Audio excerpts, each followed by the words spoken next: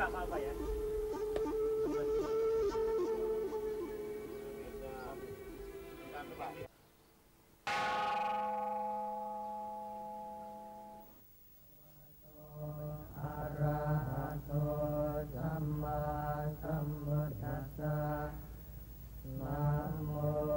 Wangi dupa ada di mana-mana. Sementara senandung parita yang beresensi ajaran-ajaran Sang Buddha mengumandang berirama. Adalah kenyataan bahwa umat Buddha merupakan bagian dari kehidupan rohani kita. Agama Buddha yang lahir di tengah-tengah berkembangnya peradaban dan kebudayaan Hindu di India masuk ke bumi Nusantara saat agama Hindu juga telah dianut oleh sebagian masyarakat. Tak mengherankan bila di sebagian telatah Nusantara bisa ditemukan tegakan-tegakan candi Hindu dan Buddhis yang berbaur. Borobudur adalah salah sebuah candi Buddhis yang tersohor di seluruh dunia. Berpijak dari prasasti Kelurak yang berasal dari abad ke-9, Borobudur diperkirakan dibangun di saat Wangsa Sailendra berkuasa di sekitar abad ke-8. Nama Borobudur diperkirakan penyesuaian dari kata bumi Sam Bara Budara, nama yang diberikan Raja Samaratungga yang berarti Bukit Peningkatan Kebajikan.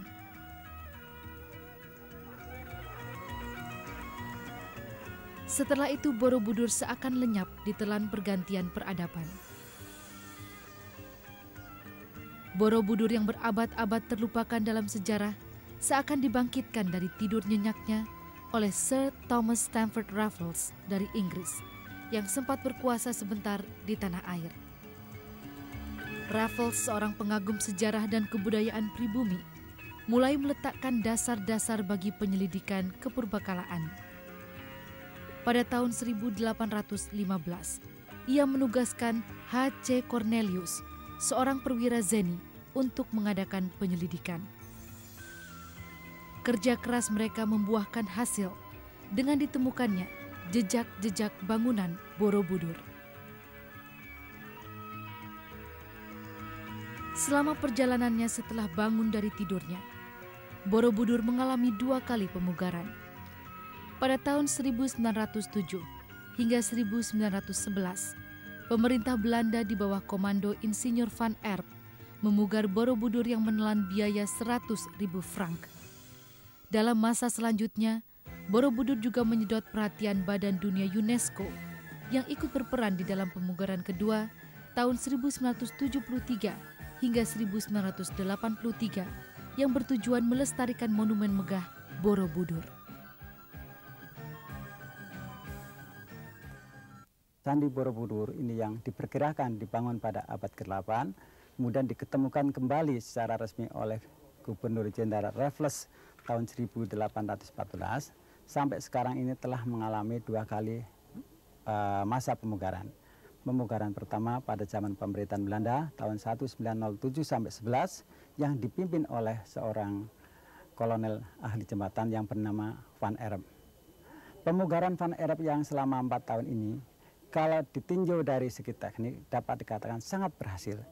Cuma kalau kita lihat dari segi arkeologis, ini banyak sekali kesalahan-kesalahan yang dibuat oleh Van Erp. Banyak sekali batu-batu yang dipotong maupun batu-batu yang salah tempat.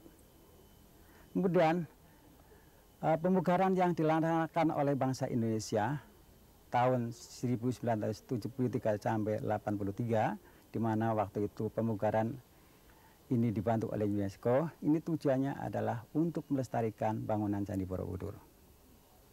Atau paling tidak diharapkan setelah selesainya pemugaran ini, Borobudur akan tahan dalam masa 1000 tahun lagi.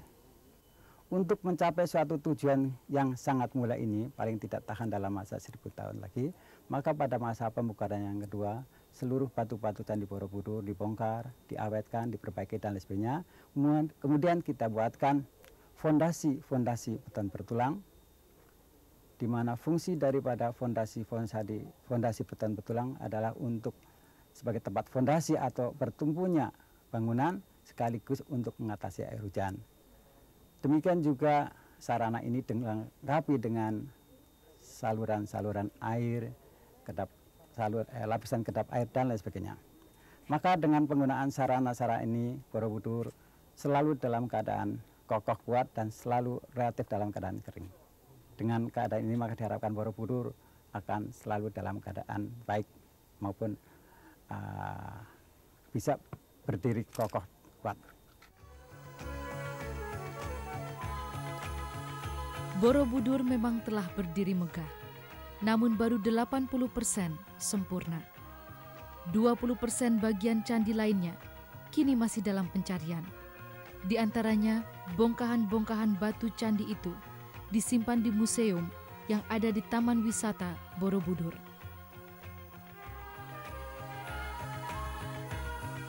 Di antara ribuan bebatuan yang belum terpasang itu, terdapat pula patung Buddha yang dulu menempati stupa utama dan masih mendapat perhatian spiritual oleh masyarakat sekitar serta umat Buddha pada umumnya.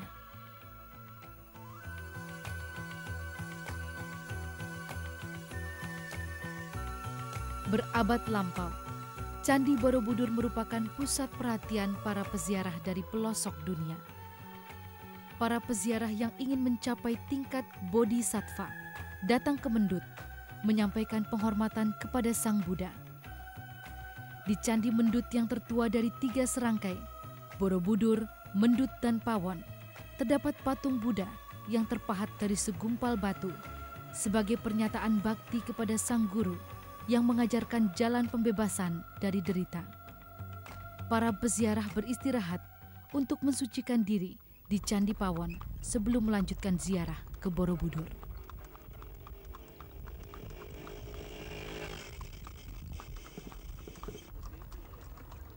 Di masa sekarang, Borobudur menjadi salah satu tempat tujuan wisata yang menarik perhatian. Masyarakat berduyun mendatangi salah satu keajaiban dunia ini dengan satu tujuan, menikmati keindahannya. Kalaupun ada yang ingin mendapatkan wahyu, sebagaimana peziarah zaman dahulu, dalam kunjungannya ke Borobudur ini, aneka ajaran yang terpahat di dinding-dinding Borobudur bisa menjadi inspirasi untuk mencapai tujuan itu.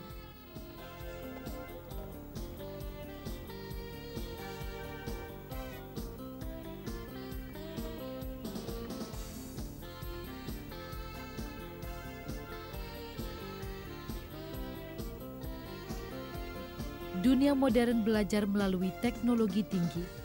Kita mengenal televisi dan film sebagai media audiovisual yang mampu menampilkan aneka kehidupan secara impresif. Boleh jadi, nenek moyang kita pun berusaha menampilkan dhamma dan dharma dalam kehidupan secara impresif melalui rangkaian relief di dinding-dinding candi.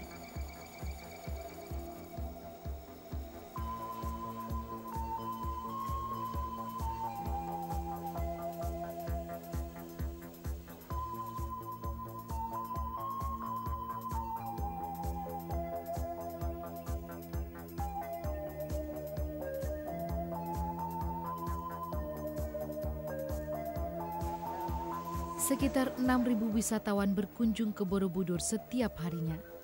Sejak matahari terbit hingga senja hari, kemegahan Borobudur yang menampilkan 1.460 relief dan 72 stupa menjadi objek wisata rohani para pengunjung.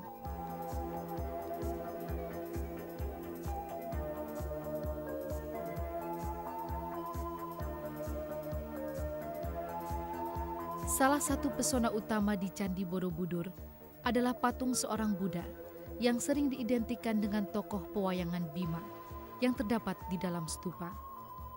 Konon, siapapun yang bisa menyentuh tangan patung Sang Buddha, segala keinginan akan terpenuhi. Mitos ini terus terpatri di masyarakat hingga kini.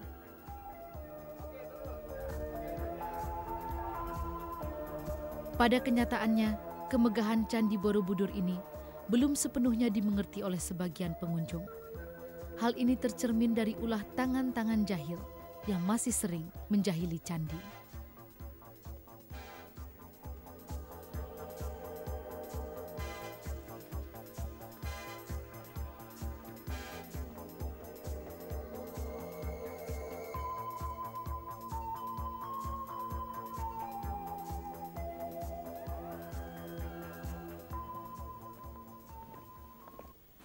Di antara tamu-tamu atau pengunjung Borobudur, ini masih banyak juga yang belum mengerti akan arti penting daripada Borobudur ini. Mereka belum tahu bagaimana cara atau ikut serta di dalam melestarikan Borobudur. Mereka masih banyak suka yang membuang kotoran atau sampah, baik berupa kulit buah-buahan maupun puntung rokok dan sebagainya. Bahkan ada pula yang sampai sekarang, terutama generasi muda, yang masih suka coret-coret.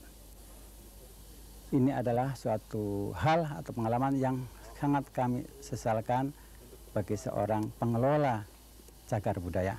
Maka pada kesempatan ini kami menghimbau terutama kepada generasi muda atau kawan-kawan untuk ikut serta, untuk timbul suatu kesadaran untuk bersama-sama kami memelihara, melestarikan warisan budaya bangsa Indonesia yang tidak ada atau yang tidak ternilai harganya ini.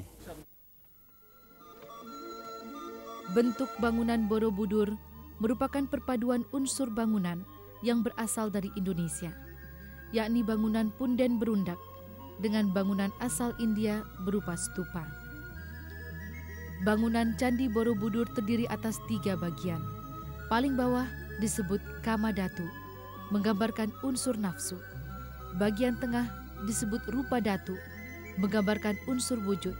Dan bagian paling atas disebut Arupa Dhatu, menggambarkan unsur tak berwujud. Relief di kaki Candi Borobudur ini sesungguhnya menyampaikan pesan moral yang sangat berharga sekali. Relief ini menggambarkan perbuatan manusia yang negatif, yang amoral, yang karena hukum dharma yang universal itu, maka perbuatan yang negatif itu pasti mengakibatkan buah yang negatif pula, seperti kemiskinan, kemudian kesengsaraan dan sebagainya. Sedangkan sebaliknya, perbuatan-perbuatan yang positif, perbuatan-perbuatan jasa, kebajikan, akan membuahkan kebahagiaan. Relief ini diperkirakan bersumber dari naskah Karma Wibangga. Hanya sangat sayang sebagian besar tertutup sehingga kita bisa melihat hanya sepotong saja. Mudah-mudahan pesan moral ini mengingatkan tanggung jawab kita manusia atas perbuatan kita. Ziarah rohani di Candi Borobudur dimulai dari bagian bawah candi yang memuat 160 relief yang sebagian besar tertutup batu dan hanya menyisakan satu sudutnya terbuka sehingga bisa dilihat para pengunjung. Hukum kausalitas, kebajikan akan berbuah kebaikan dan perilaku buruk akan berbuah keburukan pula. Di kalangan umat Buddha, ini lazim disebut hukum karma. Hawa nafsu, kesombongan, kemunafikan, dan laku buruk lainnya akan membawa sengsara. Sebaliknya berderma, berlaku sopan dan santun akan membawa kebahagiaan. Sorga dan neraka digambarkan secara kontras. Kesemuanya ini dilukiskan di dalam 160 relief di seputar kaki Candi Borobudur.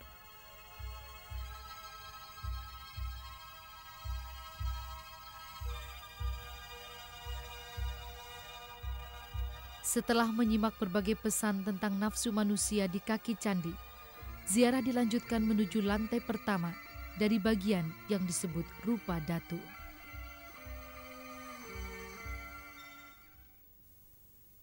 Kita sekarang berada di lorong 1 atau lorong pertama, dan pada pagar langkan lorong pertama ini satu relief yang sesungguhnya menyampaikan bukan sekedar pesan moral tetapi menyampaikan ajaran dharma yang sangat luhur dan sangat tinggi sekali, yang pernah juga disadur dalam Kakawin Sutasoma oleh Empu Tantular.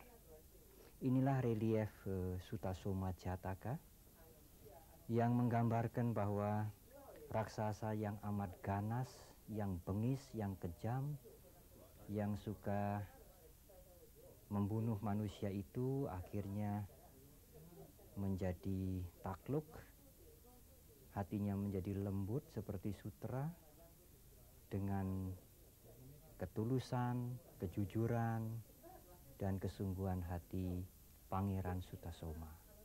Akhirnya raksasa yang ganas, yang kejam itu dengan tekun mendengarkan ajaran-ajaran moral, ajaran-ajaran spiritual dari Pangeran Sutasoma. Dan Pangeran Sutasoma itulah yang kelak kemudian dilahirkan untuk yang terakhir kalinya sebagai Pangeran Siddhartha. Pada tingkat rupa dhatu, manusia masih terikat pada rupa dan bentuk meskipun sudah lepas dari nafsu. Pahatan pada dinding-dinding teras yang berbentuk persegi bercerita tentang Jataka dan Avadana. Pada dinding utama teras pertama, berkisah tentang riwayat hidup Siddhartha Gautama atau Sakyamuni sejak lahir hingga mencapai pencerahan sempurna dan melakukan khotbahnya yang pertama. Rangkaian cerita ini lazim disebut Lalita Wistara.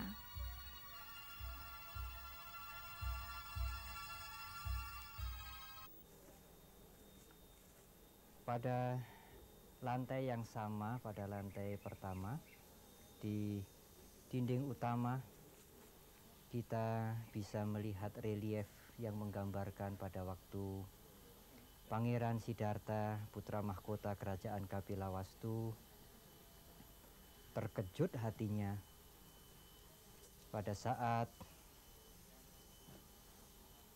berkeliling kota untuk yang pertama kali melihat orang tua, orang sakit, orang meninggal dunia atau orang mati dan petapa. Apa yang beliau lihat itu sangat berbeda dengan apa yang selama ini dinikmati di dalam istana. Itulah yang menggerakkan nurani Pangeran Siddhartha, bahwa materi ternyata bukan segala-galanya. Bahwa materi sama sekali bukan jalan untuk mencapai kebahagiaan yang lebih tinggi. Keterkejutan hati Pangeran Siddhartha dengan fenomena-fenomena kehidupan yang beliau saksikan itu menggerakkan Pangeran Siddhartha kemudian di tengah malam yang buta meninggalkan istana, meninggalkan gemerlap kenikmatan duniawi untuk mencari dharma sebagai jalan mencapai kebahagiaan yang lebih tinggi. Memang materi mudah menyilaukan, tetapi akhirnya akan membawa kehampaan. Tuntutan bagi kita semua umat beragama untuk mencari dimensi kebahagiaan yang lebih tinggi, karena materi sesungguhnya hanya sarana semata-mata. Jalan yang dipilih Siddhartha Gautama yang hidup dalam kegelisahan setelah melihat 4 kejadian memang bertolak belakang dengan keinginan ayahnya untuk menjadi raja di raja.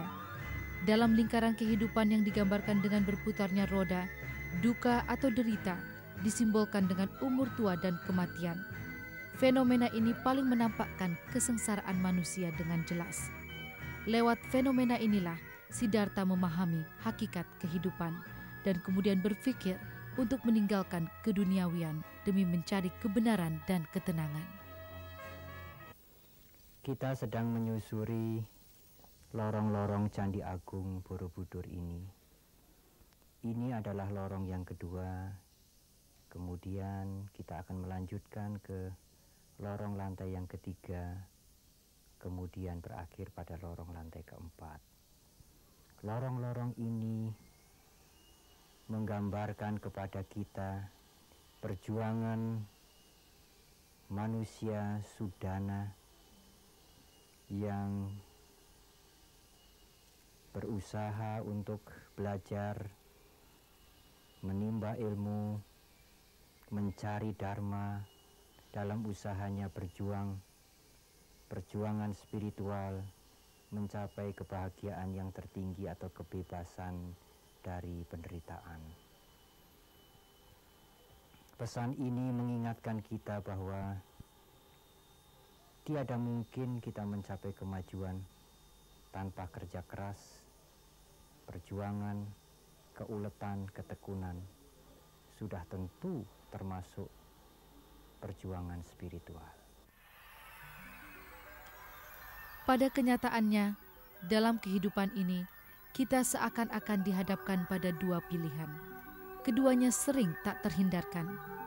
Jalan yang satu membawa manusia ke penguasaan yang serba duniawi, sedang jalan yang lain akan membimbing manusia menuju nirvana, yakni tercapainya kebebasan, bebas dari lingkaran derita.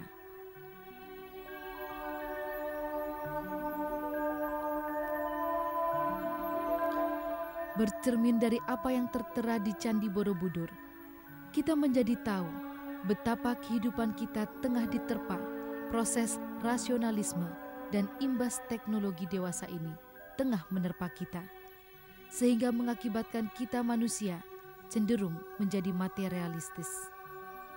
Namun, kita sadar hidup tidak melulu cuma diisi dengan materi. Manusia juga perlu memperhatikan spiritualitasnya untuk mencapai keseimbangan dan kesempurnaan hidup.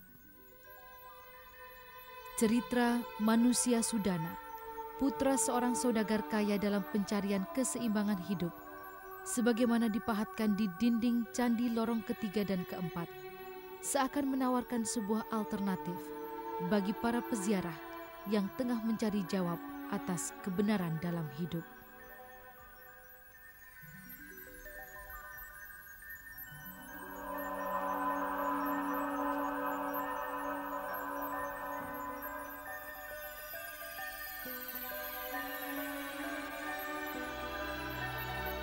Kini kita sampai di lorong keempat.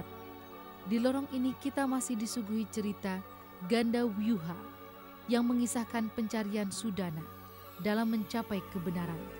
Ditambah cerita lain, Badracari, yang menampilkan sumpah Sudana untuk mengikuti calon Buddha Samanta Badra sebagai teladan.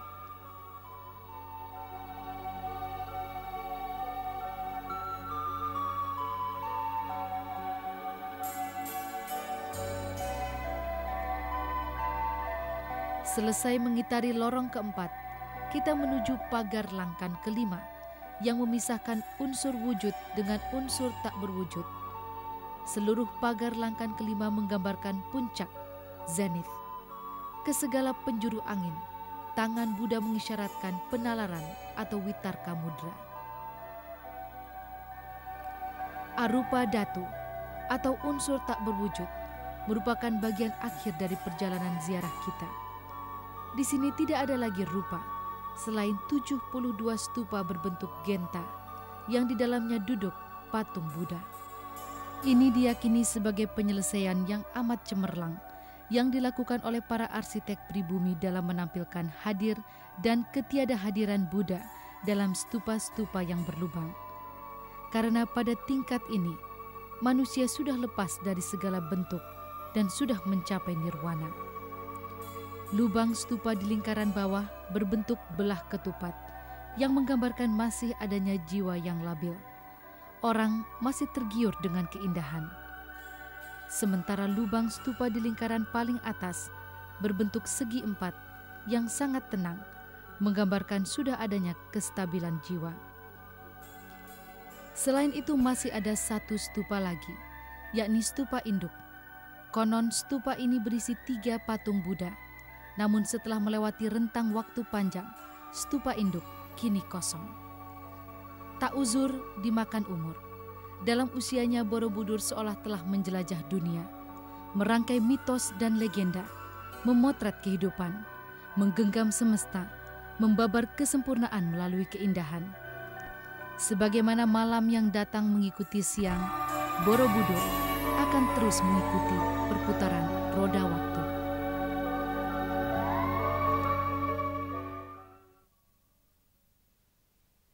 Titik.